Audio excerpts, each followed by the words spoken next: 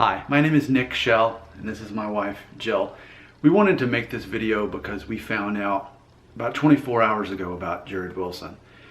And we're trying to sort it out. He's someone that we definitely knew. We had the privilege to be able to meet him a few years ago.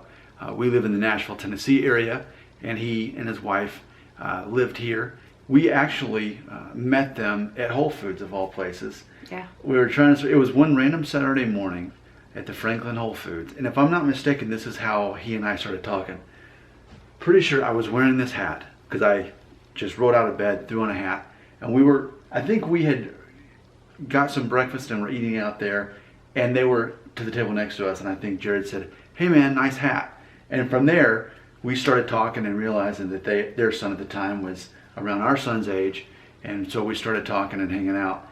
And then a few weeks later, we happened to see them again, or we actually, I think, reached out to them on purpose. We started making plans with them to eat breakfast at Whole Foods. And we met his mom at one point. Oh yeah, right? we did. She was in there. I think that was in time town it wasn't from California. It wasn't planned, but we Yeah. but we met her there. Because it was just what we did. It was like, okay, we're gonna buy groceries at Whole Foods. We're gonna eat breakfast while we're there. We're just gonna go there as soon as we wake up.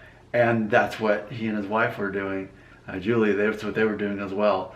And we even got to the point too where we had invited him over for dinner. But then he went on a mission trip somewhere in like South America, and something about like there was bad weather and he couldn't get back in time. And then I think shortly after that they started making plans to move back to California and where he was at his current church.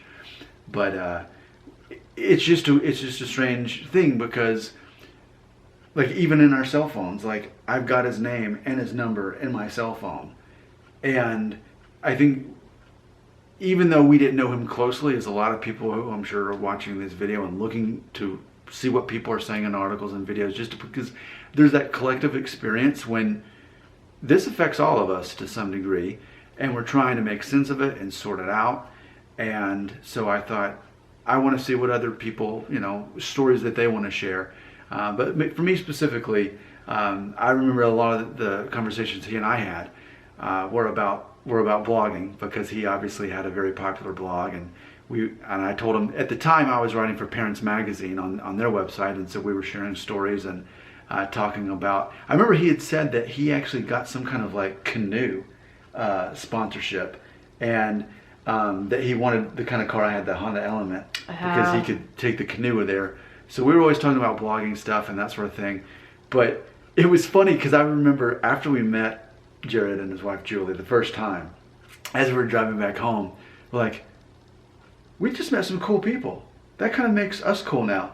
And so, Jarrid's 30, we're 38. So I think they were in their mid-20s when we met them at the time. But it was just a special experience, very special people, and definitely trying to sort this out, why we want to make this video. And I think maybe what a lot of people are going through as we're trying to sort this out is you look at Jarrid, you look from the outside, you look at his life, and you think he had everything anyone would ever want. Perfect job, perfect family, just a great guy to be around. And of course, there's one of those initial reactions is, but why? Why? I can't understand. And I think that's the thing is, if you're not suffering from depression like he was and those suicidal thoughts, you can't relate. And it's not a matter of Maslow's hierarchy of needs where, the further you get up the pyramid, then the less your problems go away. When I think of Jarrid, I think of someone who was at the top, who had everything, but still had those issues that he was trying to help other people. He had what Anthem of Hope was his organization to help other people. So just making this video, if anyone else who knew Jarrid just wants to use the comment section to tell stories about their experiences with him. But Jarrid's the kind of person, and I'm pretty sure I can finish talking without crying. He's the kind of person that when you met him, you remembered this guy. He made you feel good about yourself, just being around him.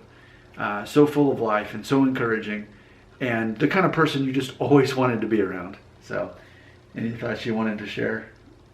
And those, I just, in my exact sentiments, I just remember meeting him and Julie and just thinking, wow, they were such a cool couple. Like, yeah, we actually said that. Yeah, like they're just such cool people, like down to earth, very Yeah. passionate, very just lively, and just so kind. Like, I remember that about them, and yeah, just always somebody, like always a couple that we thought about and referred to often, even though we had very few, interactions with them when you look at the whole time they were in Nashville. But I remember them telling us in one of the first meetings about how, that was Jarrid's dream, was to start a church, and we, after those few first meetings, we hung out those few times, and then